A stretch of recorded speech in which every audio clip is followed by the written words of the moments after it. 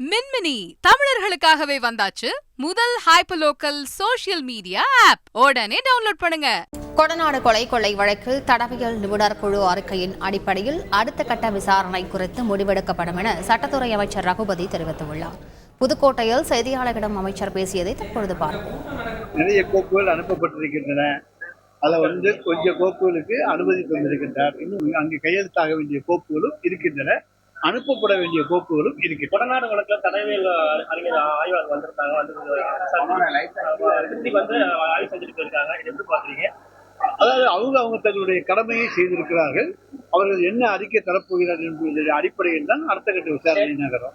எங்களை பொறுத்தவரைக்கும் இந்த வழக்குக்கு புத்துயிர் கொடுத்து இன்றைக்கு விசாரித்துக் கொண்டிருப்பவர் எங்களுடைய மாநில தமிழ்நாடு முதலமைச்சர் அவர்கள் தான்.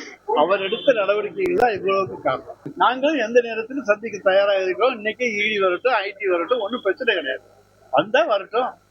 மடியில கனம் இருந்தா தானே வழியில பயம். எங்களுக்கு எந்த மடியில கனமும் இல்லை, வழியில பயமும் இல்லை. வந்தால் வரவேற்க தயாராக இருக்கிறோம். காஃபி விருந்து எல்லாம் வச்சு நல்லா அவங்க உபசரிக்கவும் தயாரா. மின்மினி தமிழர்களுக்காகவே வந்தாச்சு முதல் ஹைப்பர்லோக்கல் சோஷியல் மீடியா ஆப். உடனே டவுன்லோட் பண்ணுங்க.